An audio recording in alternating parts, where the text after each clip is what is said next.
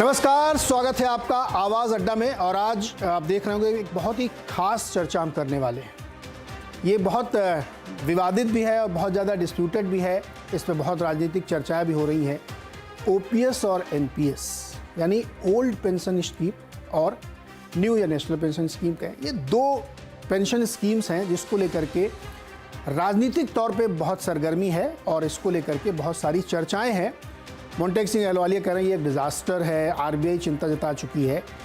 तो इसको समझना ज़रूरी है कि ये ओपीएस का खेल क्या है और एनपीएस से इतना दूरी क्यों है, या ओपीएस एनपीएस इतनी ज़्यादा अनपॉपुलर क्यों है, या लोग उसको पसंद क्यों नहीं कर रहे हैं। हालांकि तकरीबन 58 से 59 लाख लोग एनपीएस को सब्सक्राइब करके बैठे हुए हैं, क्योंकि चॉइस यही वाली एक है।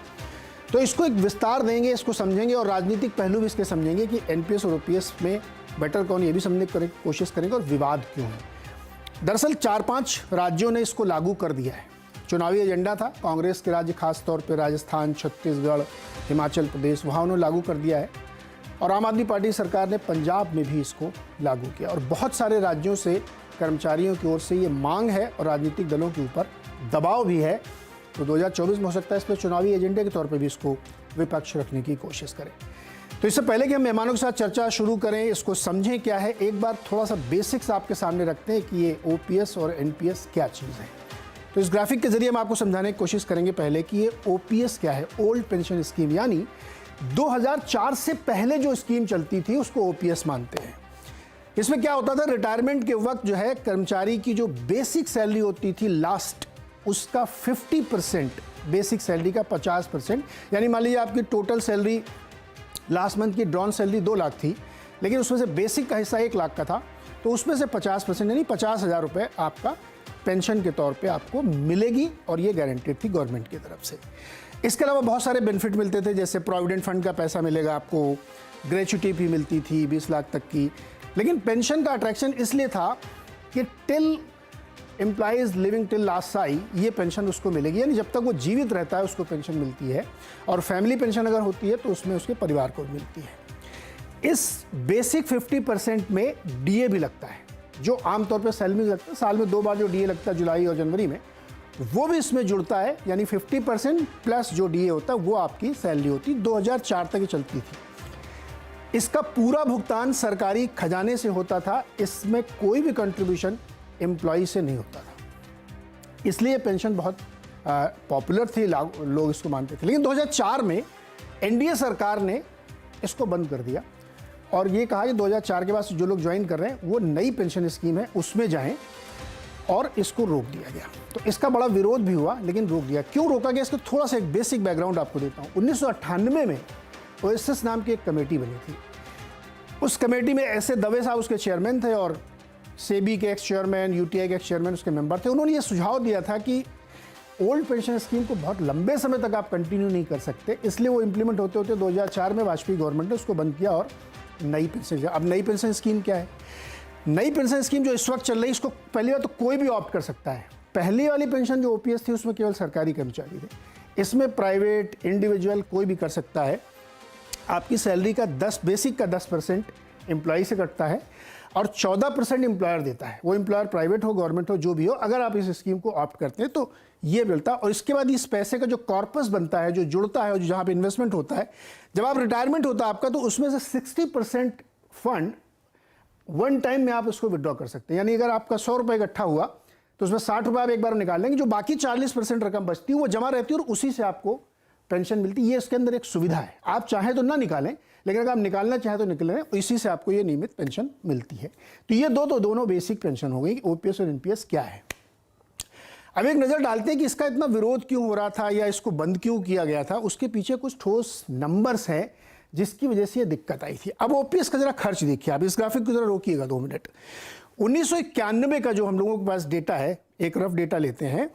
केंद्र सरकार का खर्च जो पेंशन स्कीम में था वो 3272 करोड़ रुपए था 1991 में। 2021 में ये बढ़कर हो गया 1,90,886 करोड़। कितने गुना बढ़ा? 58 गुना, 58 टाइम्स ये पैसा बढ़ गया है पेंशन का। 30 राज्य और यूटी सब मिला लीजिए आप, तो उनका खर्चा 1991 में था 3131 करोड़। 2021 में वो बढ़ के हो गया 3,86,001 करोड़, 125 गुना।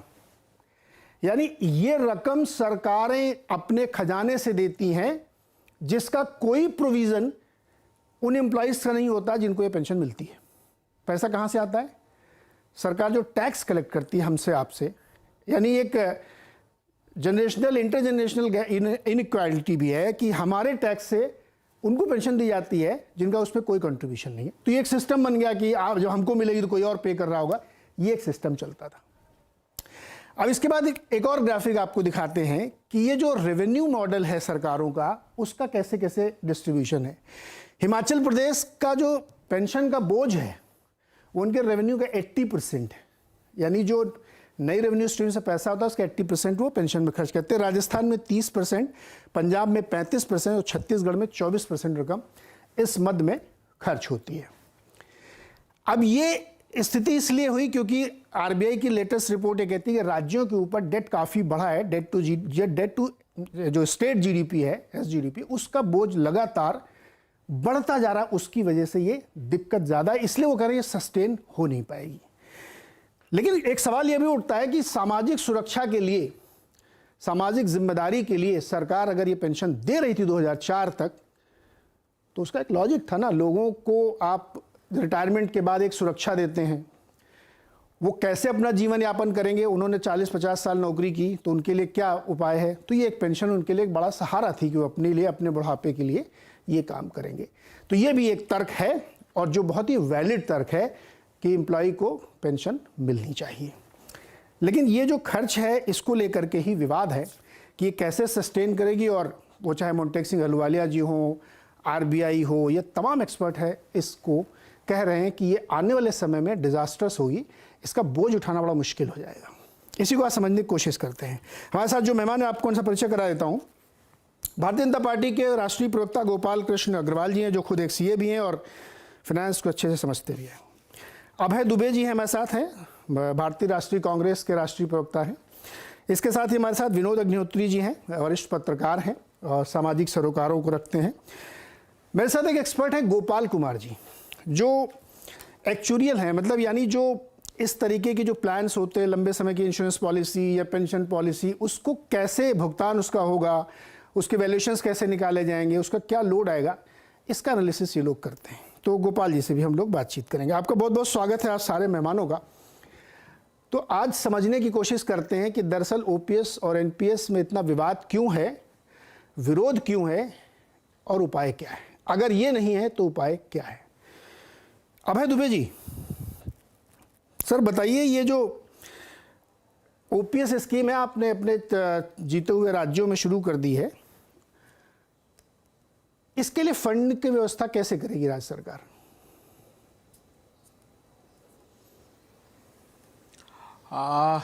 नीरज जी, पहले समूचे देश के दर्शक जो सीएनबीसी आवाज देख रहे हैं उनको मैं बता दूं कि जब भी भारतीय जनता पार्टी की सरकार किसी विषय पर राजनीतिक रूप से अपने विचार रखती है, उसको कवर फायर देने के लिए आरबीआई सामने आता है। इसके पहले प्रधानमंत्री जी ने, याद कीजिए, एक रेवड़ियों की बात करना प्रारंभ किया था। जब हमने कहा था कि हम गैस का सिलेंडर 500 रुपए का करेंगे, सरकार में तो आएंगे तो 1500 रुपए महिलाओं को हम देंगे और ओपीएस को लागू करेंगे, तो प्रधानमंत्री जी ने कहा ये रेवड़ी स्कीम है। तो एक आरबीआई ने फाइनेंशियल स्टेबिलिटी रिपोर्ट जारी की और कहा कि साहब ये जो इनडायरेक्टली रेवड़ी कल्चर के खिलाफ उन्होंने बात की, जो प्रधानमंत्री जी कह रहे थे, ये नहीं बताया कि उन्होंने बताया कि जो सब्सिडी का बर्डन है वो राज्यों में 11.2% से बढ़कर 12.9% हो गया है। अरे साहब, वो हमारे ह्यूमन कैपिटल हैं।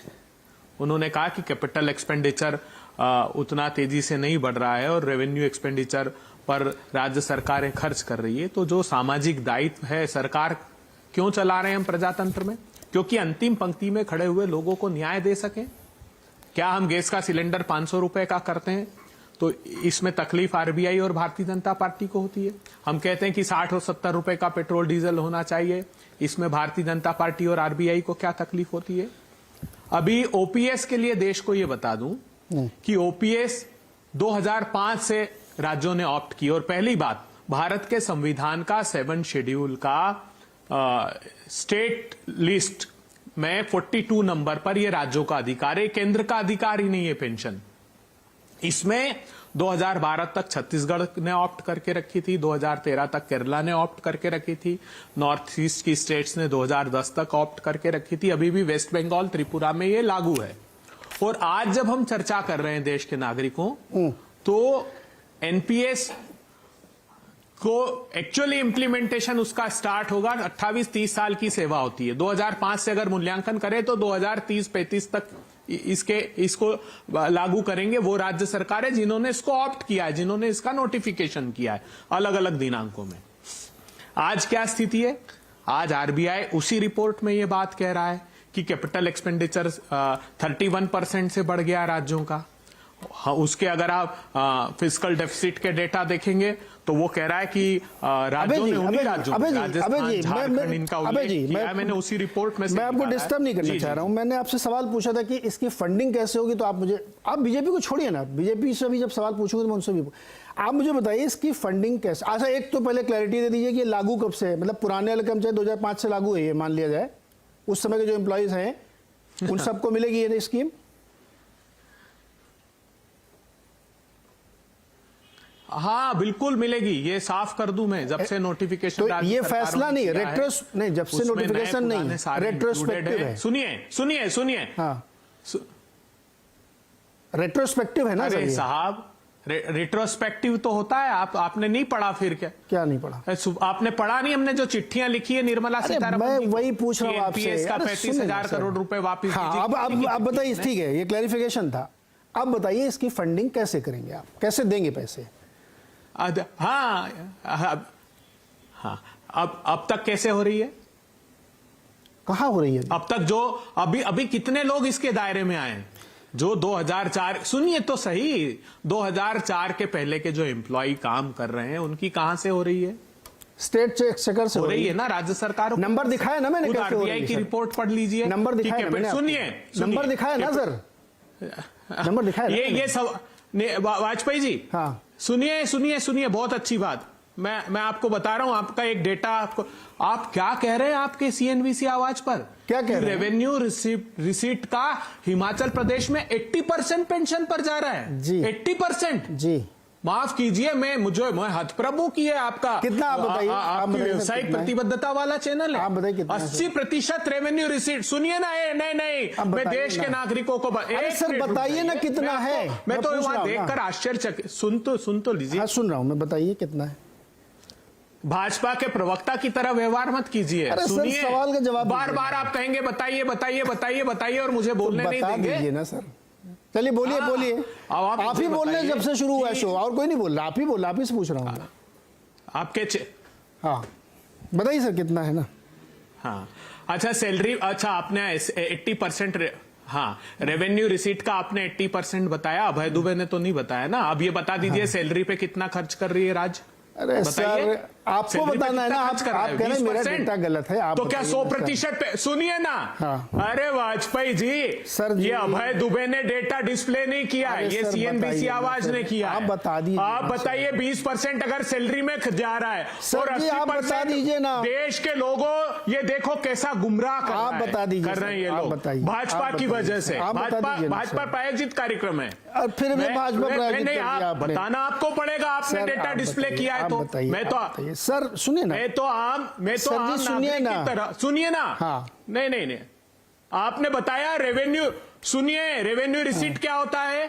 जो स्टेट, सर अब आप सुनिए, नहीं अबे जी मैं आपको रोक दूंगा। अब आप जो है ना, नहीं इसकी कोई बात नहीं। सुनिए ना नहीं सुनूंगा मैं, नहीं सुनूंगा ना फिर आपसे साहब। अब मैं इसलिए नहीं सुनूंगा क्योंकि आप जो है 20% की बात नहीं करना चाहते हैं, आप फालतू की इधर उधर की बातें करना चाह रहे हैं। पेंशन परसेंटेज कितना है आप मुझे बताइए अपने टैक्स रेवेन्यू का। मैं गुमराह नहीं कर रहा हूँ, जो मैंने दिखाया है उसका जवाब दीजिए सर, बताइए ना, आप बताइए ना। अच्छा रुकिए, छोड़ दीजिए ना आप सर, आप नहीं देता, मुझे क्यों गुमराह कर रहे हैं? 80%। गोपाल जी 80% कहां से बताया? सुनिए गोपाल जी, आपने कहां से बताया? बताइए। आप जाइए सीएजी की रिपोर्ट देखिए, आरबीआई का डेटा देखिए, आप जो डेटा देख लीजिए फिर बात की। अगर डेटा आपका नहीं है तो फिर आप मुझे क्यों डिस्टर्ब कर रहे हैं? गोपाल कृष्ण अग्रवाल जी, मैं आरबीआई की रिपोर्ट ओपीएस पेंशन में क्या दिक्कत है? आरबीआई की रिपोर्ट सर, अब शांत हो जाइए, दुबे जी थोड़ा शांत हो जाइए। अब मैं गोपाल जी से बात कर लूँ, आपके पास कोई डेटा नहीं है तो। गोपाल जी, ओपीएस में आप लोगों को क्या दिक्कत है? देखिए, एक बहुत बड़ा रिफॉर्म की बात लेके कई वर्षों से चल रहा था, जिसे आपने बताया 2004 में। बात यह है कि अर्थव्यवस्था के बारे में, आर्थिक विषयों के बारे में आर्थिक इंस्टीट्यूशंस जो कहेंगे, जो रिकमेंड करेंगे, उसके अनुसार ही चला जा सकता है। उसकी एक रिपोर्ट थी पूरी रिफॉर्म्स की, जिसका आपने जिक्र किया था। उन्होंने कहा था कि यह जो है, आरबीआई ने भी स्पष्ट रूप से क्या कहा है कि आप फ्यूचर करंट लायबिलिटी में आप बेनिफिट उठाना भी चाहते थोड़े बहुत, जो आज के समय में आपको 14% जो कंट्रीब्यूट करना, उसको बचाने के लिए फ्यूचर में जो लोगों को आपको पे करना, उस लायबिलिटी को आप पोस्टपोन कर रहे हैं। पहली बात। दूसरी बात, जब माउंटिंग प्रेशर, आपने क्या बताया, स्टेट्स की लायबिलिटी 125% से बढ़ गई है। 25% नहीं, गुना 125 गुना 1991 से 2021 125 गुना बढ़ गई है। हाँ। तो अपने आप में जो 3,000 समथिंग करोड़ थी, वो 3 लाख समथिंग करोड़ की आज के डेट में जो बन गई है, यह लायबिलिटी आप कैसे देंगे? फिस्कल डेफिसिट और फिस्कल रिस्पॉन्सिबिलिटी और खर्चे का अल्टी बात, आप कुछ भी करिए ना। प्रधानमंत्री ने क्या कहा या वित्त मंत्री जी ने क्या कहा या आरबीआई ने क्या कहा, जो आपको जन कल्याणकारी योजनाएं लेनी है, जो आपको जनता के हित में काम करना है, उसका आप प्रावधान करिए। आपको ओपीएस में जाना है तो आने वाले एक कंपनी में भी, कॉर्पोरेट सेक्टर में हम लोग कई काम करते हैं, आप प्रोविजन करते हैं जो भी फ्यूचर लायबिलिटी, आप प्रोविजन करने लग जाइए पेंशन की, वो भी नहीं करना। आप दूसरी बात ये कह रहे हैं कि हम 2005 से लागू कर देंगे और कह रहे हैं केंद्र सरकार से हम पैसा वापस लेंगे। केंद्र सरकार ने ऑलरेडी वो फंड में एनपीएस में दे दिया है। हमारा जो कानून है, कॉन्स्टिट्यूशन, वो अलाउ नहीं करता केंद्र सरकार को पीछे का पेमेंट देने का, स्पष्ट रूप से मना कर दिया। तब भी लोगों को बरकरार है कि हमने चिट्ठी लिख दी वित्त मंत्री जी को। जब क्लियर हो गया कॉन्स्टिट्यूशनली, रिस्पॉन्सिबिलिटी से सब कुछ क्लियर हो गया कि वह पैसा, ये तो फाइनेंस है, मैथमेटिक्स है। जो मूल सवाल अभय जी कह रहे थे कि जनता को पेंशन क्यों नहीं मिलनी चाहिए? देखिए, जनता को पेंशन मिले, कुछ भी करिए, आप उसका बिना प्रोविजन किए, बिना इस चीज को ध्यान में रखे आपके रिसोर्सेज कितने हैं, कितने आपको देने हैं, आप धीरे धीरे जैसे जैसे एज फैक्टर बढ़ते जा रहे हैं, एजिंग और वो सारे, तो आपकी लायबिलिटी करंट किस तरह से सर्विस करेंगे? करंट जॉब में जो लोग काम कर रहे हैं उनके बेसिस पे आप सर्विस करेंगे ना। अगर पेंशन का हिस्सा सैलरी के हिस्से से, करंट से ज्यादा बढ़ता जा रहा है, तो आप उसका फिस्कल रिस्पॉन्सिबिलिटी कैसे प्रोविजन करेंगे, कैसे देंगे? इसका कोई रोड मैप नहीं है, इसलिए गड़बड़ है। और जो रोड मैप है, जिन्होंने स्पष्ट रूप से बताया है कि यह जो है वायबल नहीं है ओल्ड पेंशन स्कीम।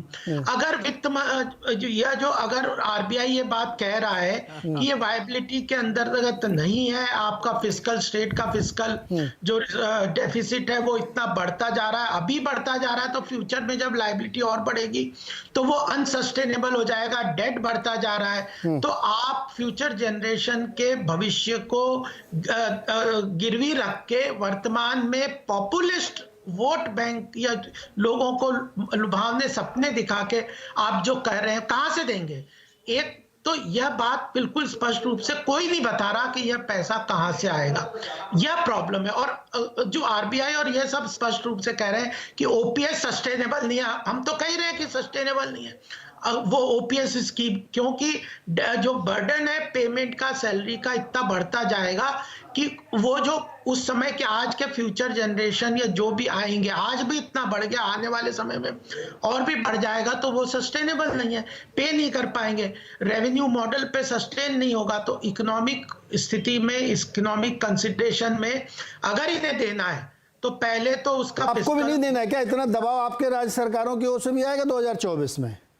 देखिए, हम लोग अर्थव्यवस्था को ये कह रहे हैं कि आप, आरबीआई आपकी बात कहता है आपके, अरे देखिए, इंस्टीट्यूशन है, इतना रिस्पेक्टेबल इंस्टीट्यूशन है, अगर वो कोई जस्टिफाइड स्टेटमेंट देता है तो इन्हें तो खुश होना चाहिए कि हमारे प्रधानमंत्री जी इतना स्ट्रॉन्ग ये पॉपुलिस्ट मेजर के बाद भी एक फिस्कल हिसाब से अर्थव्यवस्था की आवश्यकता के अनुसार बात करते हैं और उसका डिसीजन लेते हैं, और उसी के कारण है कि आज विश्व के रूप में भारत एक बढ़ती हुई अर्थव्यवस्था के रूप में आउटलायर है। जी रुकिए, कुछ अभय जी जवाब देना चाहते हैं। अभय जी जवाब दीजिए। इसी कारण है कि हम आर्थिक डिसीजन से अर्थव्यवस्था की आवश्यकता सर, आप अभय जी का जवाब ले लें। इसको ध्यान में हाँ अभय जी बोलिए अभय जी। देखिए, हाँ गोपाल जी, पहले तो आपको मैं बता दूं कि उसी जो आरबीआई की रिपोर्ट का ही डेटा मैं पढ़ देता हूं 10 सेकंड में। राजस्थान का जो फिस्कल डेफिसिट 2020-21 में 4.3 था, वो बता रहे हैं 22-23 में 1.8% है। झारखंड का 3% था, वो रिड्यूस होकर 1.2% हो गया 22-23 में। छत्तीसगढ़ का जो 2.9% था 1.7% हो गया। उसी रिपोर्ट से बता रहा हूं। एक मिनट सुन लीजिए। अब आपके लिए क्या है जानते हैं आप क्यों देश के नागरिकों के टैक्स नहीं, बीच में मत बोलिए। मैं सुन, देखिए नीरज जी नहीं, एक करके, हाँ एक इनको कहिए इनके समय में, प्लीज एक करके। अभी आवाज आ रही है नीरज जी मेरी? आप आ रही, बोलिए बोलिए। हाँ नीरज जी, देखिए विनम्रता से मैं देश को कहना चाहता हूं कि आप मर्सर ग्लोबल इंडेक्स अगर देखेंगे इंश्योरेंस का, तो 44 विश्व भर की 44 प्रकार की 44 टाइप की इंश्योरेंस स्कीम्स को उन्होंने स्टडी किया, और उन्होंने कहा कि हिंदुस्तान के हालात 41 प्लेस पर हम हैं, मतलब निचले 72 स्तर पर हैं। अगर हम चाहते हैं कि देश के हमारे जो कर्मचारी हैं, जो देश को अग्रणी भूमिका दे रहे हैं, उनको हम एडिक्वेट पेंशन दें, तो क्या तकलीफ होती? 11 लाख करोड़ रुपए आप राइट ऑफ कर दें देश के नागरिकों के टैक्स के, क्यों नहीं दे देते आप? प्राइवेट कर्मचारी का बेचारा इतनी मेहनत कर रहा है, उसको भी दे दो ना पेंशन। मैं तो इस पक्ष में हूँ। आधा 30 सेकंड चाहिए। नहीं अभी सर रुक जाइए आप, अभी 30 सेकंड नहीं, अभी दो लोग नहीं, बस एक मिनट नीरज जी, नीरज मुझे पेंशन दिलवाओ ना सर आप। सरकार हमने ये हमने कहा आपको? नहीं जो मेरा अभय जी सुनिए ना, अभय जी ना, एनपीएस को अनऑर्गेनाइज सेक्टर के लिए नहीं, एनपीएस को क्यों? ये वाली पेंशन जो सरकारी पेंशन जिसमें मेरा कोई कंट्रीब्यूशन नहीं, मेरे रिटायरमेंट के बाद मुझे मिलनी चाहिए, इसमें खाली सरकारी कर्मचारियों को मिलेगी। मैं इस पे कह रहा था, मुझे भी क्यों नहीं मिल रही? उनको मिले, बहुत अच्छी बात है, सबको दीजिए फिर आप। नहीं नीरज जी, क्या मेरे कमिटमेंट में या द्विवेदी जी के कमिटमेंट में कमी है क्या? मुझको लगता है सर आप देखिए, आप पॉलिटिसाइज करने की कोशिश कर रहे हैं। मैं तो इसको मुकेश अंबानी जी को कहना पड़ेगा अगर उनका चैनल है तो। नहीं वो क्यों देंगे? सरकार देना। नियोक्ता कौन है? नियोक्ता से क्या मतलब है? कंपनी का मालिक। नियोक्ता से क्यों कहें हम तो सरकार से कहेंगे। आप सरकार की तरफ से दे रहे हैं ना सबको, तो हमको भी दीजिए सरकार की तरफ से। क्यों आप नहीं, अगर आप वहां नियोक्ता की बात कर रहे हैं, एक मिनट भाई जी, आप नियोक्ता की बात कर रहे हैं, तो नियोक्ता की बैलेंस शीट की चिंता होगी कि नहीं होगी? मेरा पैसे से आप कैसे दे सकते हैं? मेरे टैक्स से आप पैसा दे रहे हैं ना सर, मैं चिंता ना करूं। बहुत अच्छी है। हाँ अभी रुकिए सर, अब थोड़ा रुक जाइएगा। नहीं अभी रुकिए, विनोद अग्निहोत्री जी के पास। विनोद अग्निहोत्री जी, एक मिनट नहीं, एक मिनट, विनोद अग्निहोत्री जी, गोपाल जी के पास। विनोद अग्निहोत्री जी, ये जो मसला है ओपीएस बनाम एनपीएस, सर अभी मैं सुनूंगा नहीं, मैं ऑडियो डाउन करूंगा। भाई दूसरे से बात करनी है मेरे को, विनोद जी से बात होगी। विनोद जी, ओपीएस या एनपीएस का विवाद इसलिए हो रहा है क्योंकि एक होता पब्लिक नैरेटिव पे बात करना, है ना, और एक होता जब आप ड्राइंग रूम में बैठते हैं। अबे जी ध्यान से सुनिएगा, आप ही को तंज करूंगा मैं। बड़ी बड़ी बातें कर रहे थे, लेकिन अभी हिमाचल में 3 रुपए वैट बढ़ा दिया डीजल पे, क्योंकि आपको लग रहा है, और ये सच्चाई है, मैं उसके समर्थन में हूं कि फाइनेंशियल नई दिक्कत आ रही तो बढ़ेंगे। बातें करने से पैसा नहीं आता, पेड़ पे पैसा उगता नहीं है। अग्निहोत्री जी। नहीं देखिए, मैं कोई अर्थशास्त्री नहीं हूं, ना मुझे अर्थशास्त्री बहुत ज्यादा समझ है, इसलिए मैं बात एक सामान्य बात करूंगा नागरिक की हैसियत से, उसका राजनीतिक और सामाजिक पक्ष पर। ओपीएस की जहां तक बात है, तो इसकी शुरुआत तो जब आर्थिक सुधार इस देश में होना शुरू हुए नरसिम्हा राव जी के जमाने में, तो जो आर्थिक सुधारों की बात हो रही थी उसमें ये फिजिकल डेफिसिट को कम करने के लिए ये पेंशन का मुद्दा भी आया कि भाई ये एक बोझ है, इसको कैसे कम किया जाए। और शुरुआत इसकी जो है, इसका बीज वहीं पड़ा था जी, लेकिन इसको लागू करने का काम अटल बिहारी वाजपेयी की सरकार ने 2004 में किया, और बाद में नोटिफिकेशन शुरू होता है, इसका होता है यूपीए की सरकार में। तो कांग्रेस और बीजेपी दोनों ही एक समय में इस ओपीएस को में सुधार करने के पक्ष में थे। बाद में एनपीएस जब की स्कीम आई तो पार्लियामेंट में जो है इसका सबने समर्थन किया।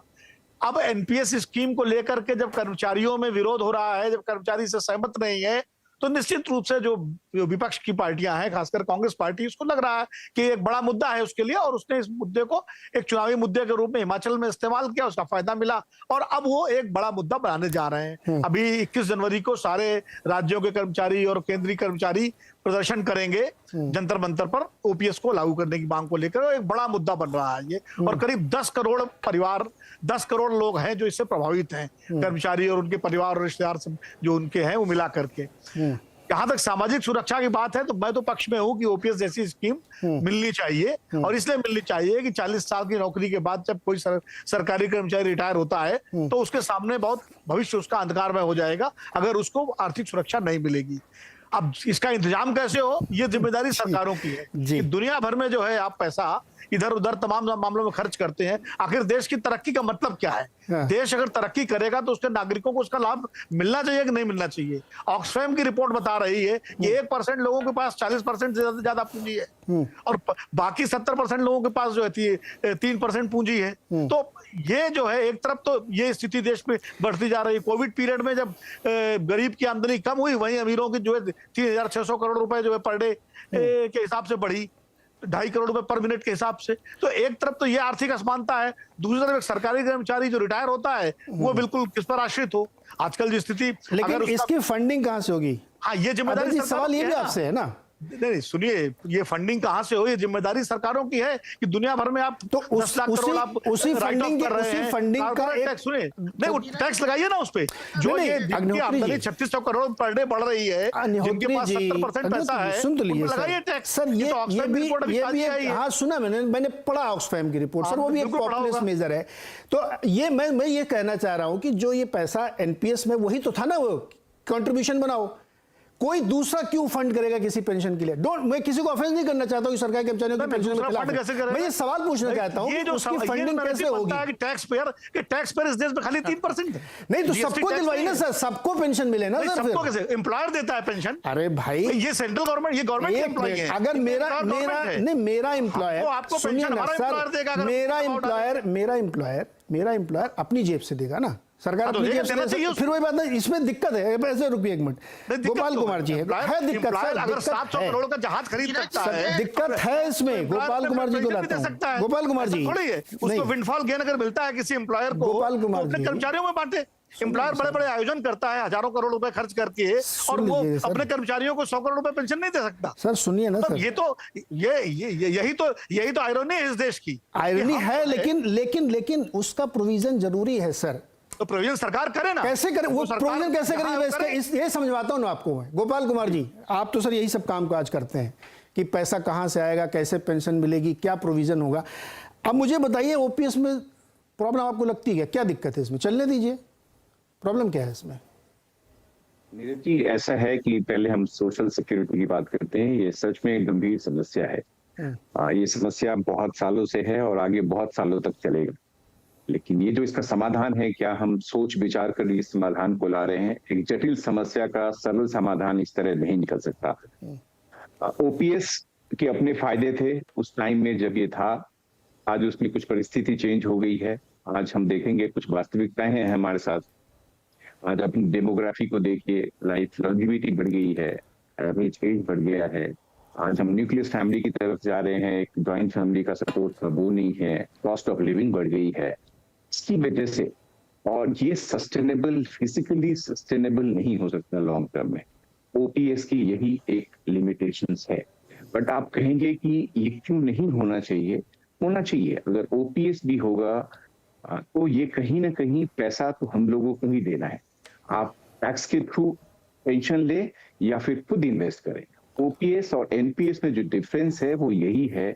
ओपीएस में आप सरकार के थ्रू पेंशन ले रहे हैं और एनपीएस में आप एक अपने रिस्क एपेटाइट के हिसाब से, अपनी नीड के हिसाब से एफिशिएंटली अपने पैसे को इन्वेस्ट कर अपनी रिटायरमेंट प्लानिंग कर रहे हैं। एक बात आती है एम्पावरमेंट की, जहाँ आपके पास चॉइस है।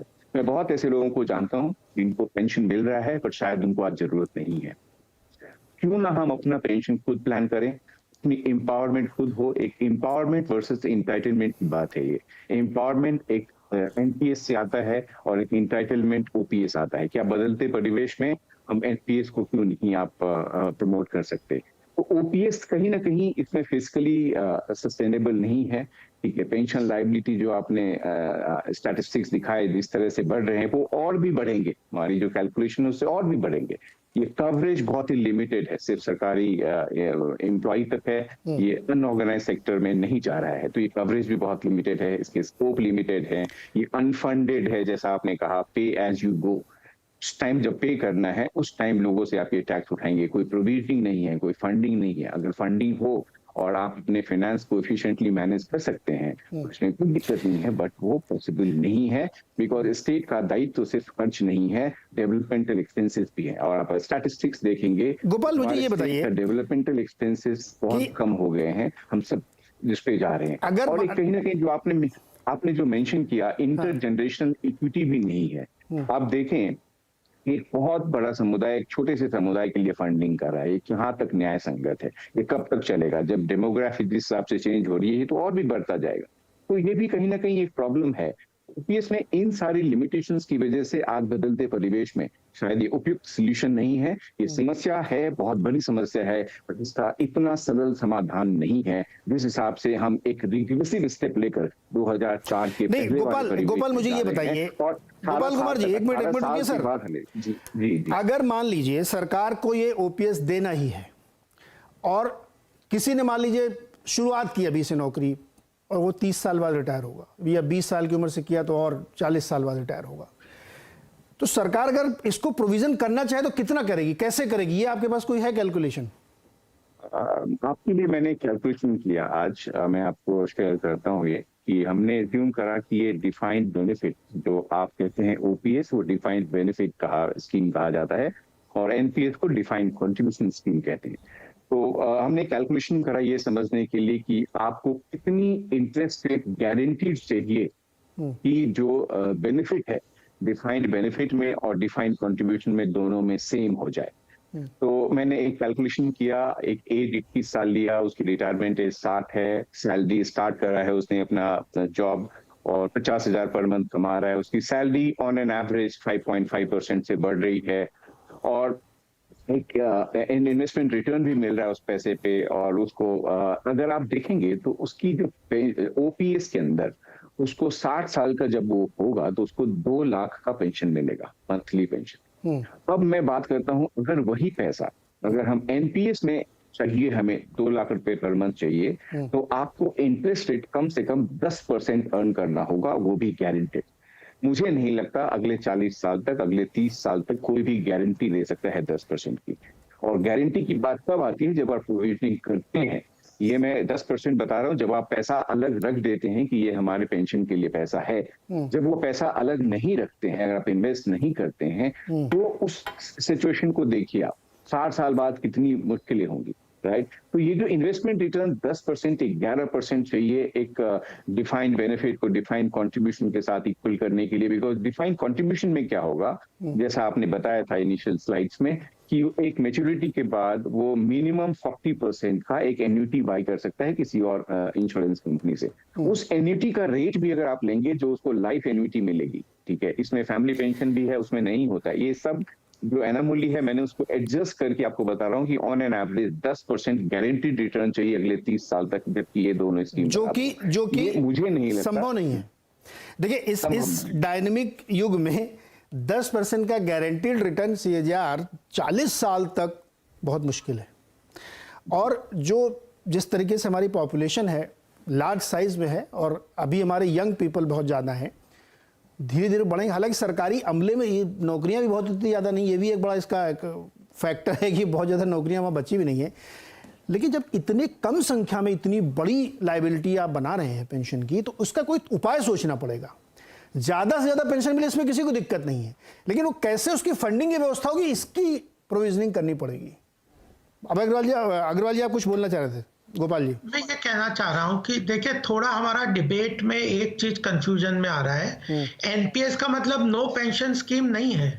ओपीएस और एक ये different form of pension scheme ही है, न्यू पेंशन स्कीम है, जिसमें सरकार भी अभी से कंट्रीब्यूट करती है, व्यक्तिगत खुद भी करता है और सरकार भी करती है। गारंटी नहीं है ना सर, इसमें गारंटी चाहिए मेरे को।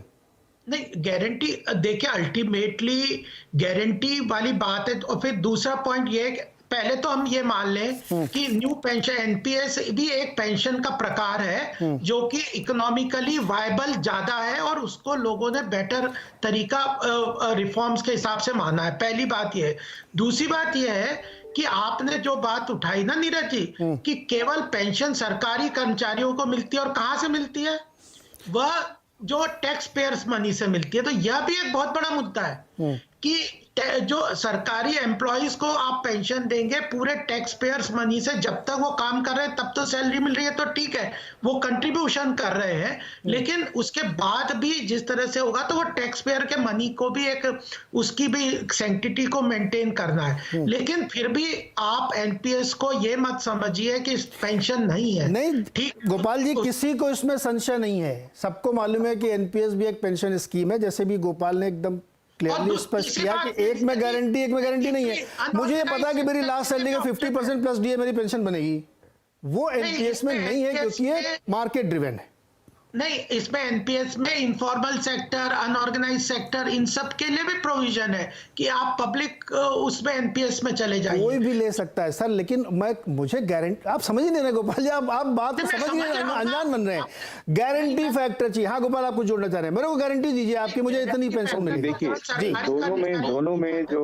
दोनों में जो डिफरेंस है नीरज जी, वो ये है गारंटी शब्द का। ठीक है, गारंटी हमें बहुत अच्छा लगता है कि गारंटी कहीं से आ रहा है, बट हर गारंटी का एक कॉस्ट होता है, जो किसी ना किसी को उस गारंटी की कॉस्ट तो लेनी है। और इस केस में गारंटी का कॉस्ट हमारा नेक्स्ट जनरेशन ले रहा है, राइट। तो हमारी गारंटी का कॉस्ट हमारा नेक्स्ट जनरेशन ले रहा है, वो कहाँ तक सही है मुझे नहीं पता। एनपीएस बहुत सक्सेसफुल मॉडल है, आप देखेंगे उसका AUM 7.44 लाख करोड़ है। सब्सक्राइबर देखें आप, बहुत सब्सक्राइबर्स हैं उसमें, आपके पास फंड चॉइसेस है, आप अपने रिस्क एपेटाइट के हिसाब से इन्वेस्ट करते हैं, राइट। उसमें मुझे कहीं इशू नहीं दिख रहा। बट गारंटी की बात है तो कुछ सोल्यूशंस हैं, अगर आप सोल्यूशन की बात करेंगे तो सोल्यूशंस निकल सकते हैं। ब्रेक के बाद एक कमिटी, ब्रेक के बाद मेरा इशू यही होगा कि एनपीएस को क्या और बेटर बनाया जा सकता है जी, या कोई और तरीका हो सकता है। जी आपके पास छोटा ब्रेक लेना सर, क्योंकि ये बहुत ही इंट्रीगिंग इशू है। इस डिबेट को सुन के कुछ लोग ये अंदाजा लगा सकते हैं, जैसे मेरे ऊपर इल्जाम लगा है कि मैं प्रवक्ता बन के कर रहा हूं, लेकिन मैं अभी भी कह रहा हूं कि इस पेंशन को वायबल नहीं बनाओगे तो नहीं चल सकती है। आपको छोटा सा उदाहरण भी मैंने दिया कि बड़ी बड़ी बातें करने वाली तमाम सरकारें, दिल्ली सरकार का डेफिसिट बजट पेश किया जा रहा है, जो बड़े बड़े गुणगान करते थे, फ्री बिजली। हिमाचल ने बढ़ाया है 3 रुपये वैट। सर सही है, बढ़ाना पड़ेगा आपको, इसमें कोई दिक्कत नहीं है। रियलिटी ये होती है, पब्लिक नैरेटिव दूसरा होता है। इसलिए आज जो हम ये फैसले ले रहे हैं, वो कोई भी, अगर बीजेपी भी ये करेगी तो मैं उसकी भी आलोचना करूंगा कि भैया फंडिंग बता दो आप कि कहां से कैसे मैनेज करोगे गारंटी वाला स्कीम, तब ये स्कीम चालू होनी चाहिए। क्योंकि आप जो इंटरजेनरेशनल फंडिंग करा रहे हैं, ये एक समय प्रॉब्लम बनेगी। छोटे से ब्रेक के बाद इस पर बातचीत करें, क्या एनपीएस को और अच्छा बनाया जा सकता है क्या। छोटे से ब्रेक के बाद स्वागत है एक बार फिर से आपका। हम लोग आज बातचीत कर रहे हैं नई पेंशन और पुरानी पेंशन के बीच में जो एक विवाद से स्थिति है, चर्चा इसमें चल रही है, इसी को समझने की कोशिश करते हैं। मेरे पास कुल अब सर 10 मिनट हैं, तो निवेदन ये है कि बहुत छोटे छोटे जवाब दीजिएगा। अभय दुबे जी आपके पास आता हूँ, बताइए सर।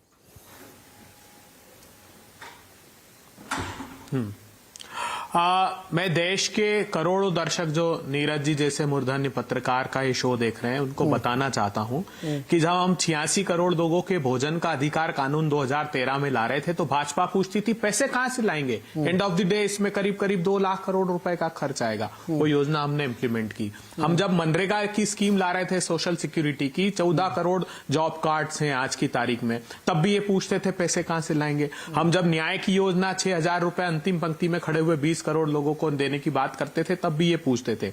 अभी हर्ष गोयनका जी ट्वीट कर रहे हैं 2018 से, देश के लोगों ध्यान दीजिए, वो कह रहे हैं कि public money being stolen through 80-90% hair cuts in NCLTs. मतलब वो ये कह रहे हैं कि 8-8 हजार करोड़ की कंपनी 300-300 करोड़ में सेटल कर रहे हैं, तो 5.5 लाख करोड़ रुपए उन धन्ना सेठों के लिए है जो हिंदुस्तान का लूटने में लगे। 10 लाख करोड़ रुपए राइट ऑफ करने के लिए हैं, लेकिन वो लोग जो देश की सेवा में लगे, जो कर्मचारी, उनके लिए पैसा नहीं है। आपने सेना के साथ भी कुठाराघात किया, अग्निवीर योजना लाकर सैनिकों की भी पेंशन आपने कहा कि अब हम पेंशन उनको नहीं देंगे, तो साहब आपके सांसद, आपके विधायक, आपके नेता ओल्ड पेंशन स्कीम को लेते रहे। और जो ये देश की सेवा में लगे हैं, इन लोगों के लिए कहते हैं कि नहीं हमारे, हम कोई प्रावधान नहीं करना। देखकर देश के लोगों समझ लीजिए, आज भी 2005 के बाद से ये पुरानी पेंशन स्कीम ओपीएस लागू है। राज्य सरकारें इन पर काम कर रही है। वेस्ट बंगाल ने और त्रिपुरा ने इसको त्यागा नहीं है, ये राज्यों का अधिकार है। कांग्रेस शासित राज्य सक्षम है, हम कर्मचारियों की भी सेवा करेंगे और सोशल सिक्योरिटी की स्कीम्स भी हम लागू करके रहेंगे, जिनको प्रधानमंत्री जी रेवड़ियां कह रहे हैं। हम अपनी प्रतिबद्धता इस पर दर्शाते हैं, हम सारा अरेंजमेंट करेंगे। दूसरा, आपका डेटा ठीक कीजिए, टोटल रेवेन्यू रिसीट का अगर आप 80% पेंशन पर खर्च बता रहे हैं और 20% सैलरी पर, तो पूरा ही पैसा खत्म हो गया। मतलब हिमाचल प्रदेश के पास है। दुबे जी, मैं दोबारा से वो डेटा पढ़ के सुना दूंगा, चिंता मत करें। अग्रवाल जी, ऐसा एक चीज मैं रिस्पेक्टफुली करना चाहता हूँ यार, हम लोग भी देश सेवा कर रहे हैं यार, ऐसा नहीं है कि हम लोग काम नहीं करते हैं ना। ये मत बोले कि खाली सरकारी कर्मचारी देश सेवा कर रहा है, हम भी कर रहे हैं। हाँ, आपकी एक बात सही, वो एमपी एमएलए की ओल्ड पेंशन क्यों चल रही है, उसको भी नहीं मिलाओ ना भाई, अगर चल रही है तो। गोपाल जी, राजनीतिक मसला है, दीजिए जवाब।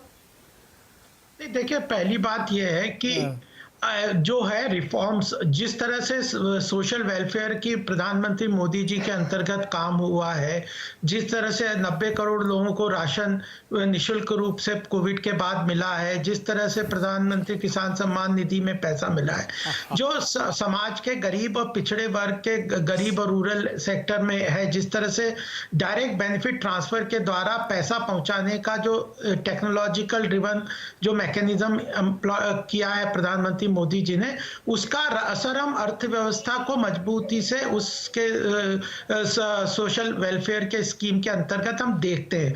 आज हमारा जो डिजिटल आउटरीच के अनुसार जिस तरह से सब लोगों के पास पैसा सोशल वेलफेयर का बिना किसी लीकेज के कांग्रेस के टाइम के हिसाब से, उसके हिसाब से बदलते देखे तो 100%, 95, 99%, 100% पैसा जिसके लिए टारगेटेड बेनिफिट के द्वारा जा रहा है, और ये वर्ल्ड इसको एक्सेप्ट कर रहा है।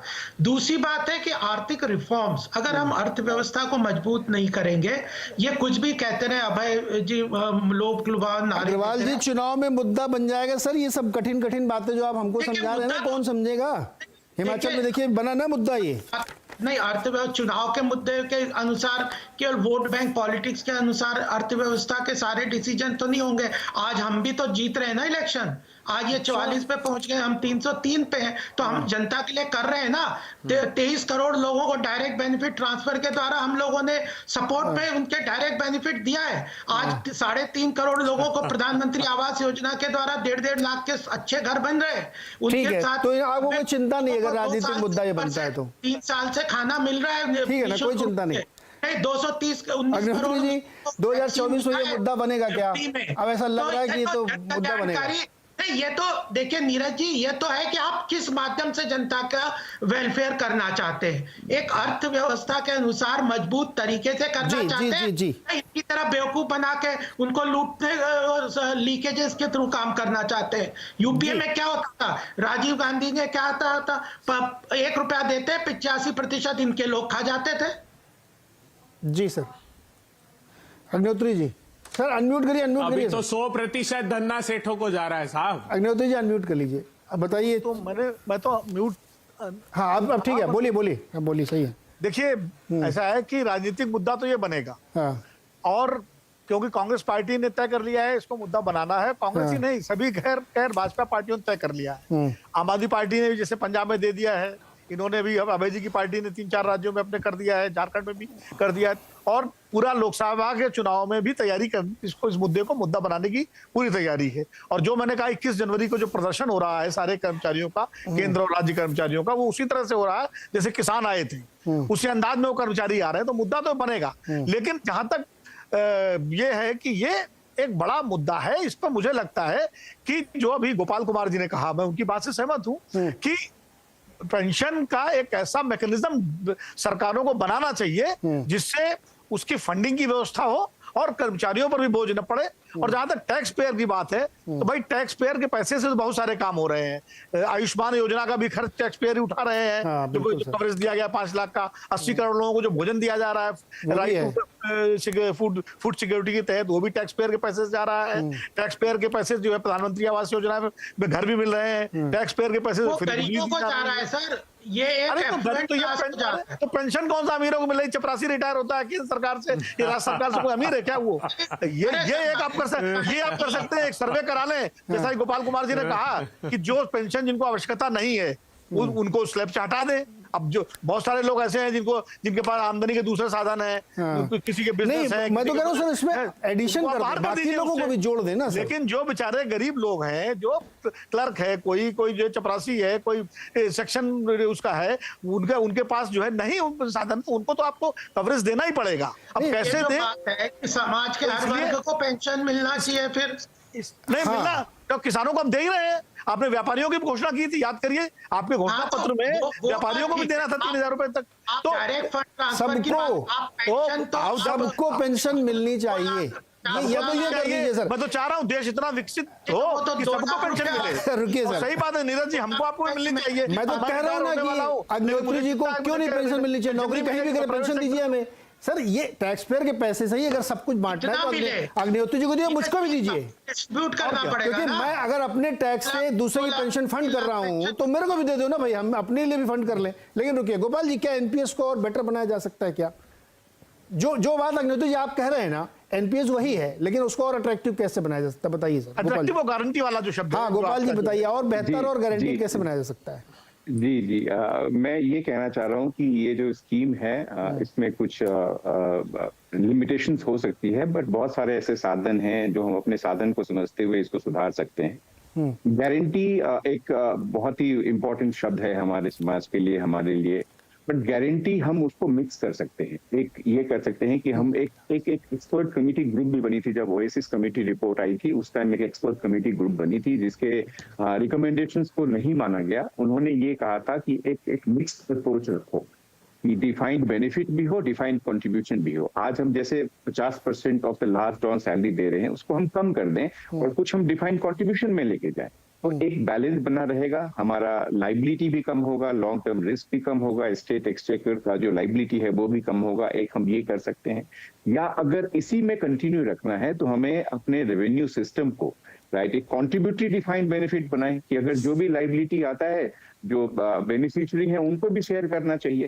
तो कहीं ना कहीं ये एक जो सवाल है, ये समझना है कि हमारे पैसे से ही होगा, चाहे हम टैक्स के थ्रू करें या अपने थ्रू करें, बट गारंटी एक हम हाइब्रिड अप्रोच लेकर हम काम कर सकते हैं। किसी का भी पेंशन डिफाइंड बेनिफिट भी हो और कुछ अनडिफाइंड कंट्रीब्यूशन भी हो, इससे एक सोल्यूशन निकल सकता है नीरज जी। इससे एक सोल्यूशन निकल सकता है, लेकिन एक समस्या अभी भी रह जाती है कि अगर आप मुझसे कंट्रीब्यूशन ले रहे हैं गोपाल जी, तो फिर मुझे इतनी अट्रैक्टिव नहीं लगती है, तो उसका भी कोई जुगाड़ हो सकता है क्या? नहीं देखिए, अल्टीमेटली ये सिर्फ सर देखो, फ्री में चाहिए अपने को। नहीं देखिए, फ्री वर्ड जो है ना, फ्री वर्ड एक बहुत ही लुभावना सा शब्द है, बट फ्री वर्ड एग्जिस्ट नहीं करता। इकोनॉमिक्स में फ्री आप राशन दे रहे हैं गोपाल गुप्ता जी, गोपाल अग्रवाल जी, वो भी तो फ्री है। अब राशन फ्री दे रहे हैं, फ्री उसके लिए फ्री है, देश के लिए तो फ्री नहीं है। फ्री तो फ्री दे रहे हैं ना, फ्री लंचेस नहीं, तो देश के लिए तो फ्री थी ना। फ्री शब्द खाली कोरोना काल के लिए था, वो व्यवस्था सिर्फ कोरोना काल के लिए थी, उसको आपने शब्द नहीं है चुनाव के तहत।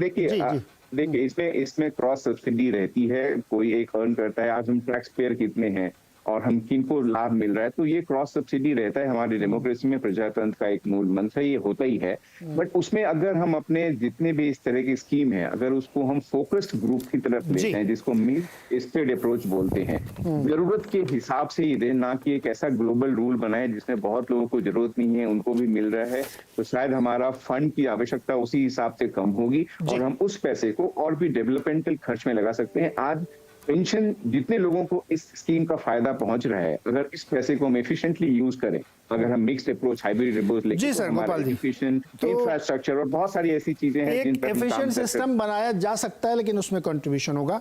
तो जैसा कि ये बार बार दुबे जी कह रहे थे, मैं सर पढ़ के बताता हूँ। आरबीआई हैंडबुक है, स्टैटिस्टिक्स और इंडियन स्टैटिस्टिक्स 2021 का जो एस्टिमेट है, हिमाचल प्रदेश का जो टैक्स रेवेन्यू था वो 9,090 करोड़ था और पेंशन पे खर्च 7266 करोड़ है। जोड़ लीजिएगा सर। आपके छत्तीसगढ़ का ही मैं बता देता हूँ, 26,155 करोड़ टैक्स रिसीट है, 6,328 करोड़ जो 24% बैठता है। डेटा चैलेंज मत करिएगा। सवाल यहाँ पे ये नहीं है, सवाल यहाँ पे ये है कि इसको एफिशिएंट बना के क्या लागू किया जा सकता है कि नहीं। पब्लिक नैरेटिव्स की बातचीत और एक्चुअल में जो हो रहा है उसकी बातचीत में फ़र्क होता। मैंने अभी 2 छोटे से उदाहरण दिए, मैं उसमें मेरिट में नहीं जा रहा हूँ कि आपने 3 रुपये वैट बढ़ाया हिमाचल में, क्योंकि ज़रूरत है। आसमान से थोड़ी आएगा। मनोज जी कहते हैं ना, पेड़ में थोड़े पैसे लगते हैं, पैसे अर्न करने पड़ते हैं सर। वो किसी की भी सरकार हो, बीजेपी भी बहुत दिन तक फ्री नहीं चला सकते सर। आपको वो चीज़ की कॉस्ट कोई ना कोई बेयर करेगा, तो आपको मैनेज करना पड़ेगा। तो इसलिए ओपीएस और एनपीएस की ये जो डिस्कशन थी, इसको जो लोग समझना चाहते हैं तो वो समझें और सरकारें तय करें, इसको जैसे भी उनको लागू करना है लागू करें। बहुत बहुत शुक्रिया हमारे साथ जुड़ने के लिए आप सबका, बहुत बहुत धन्यवाद।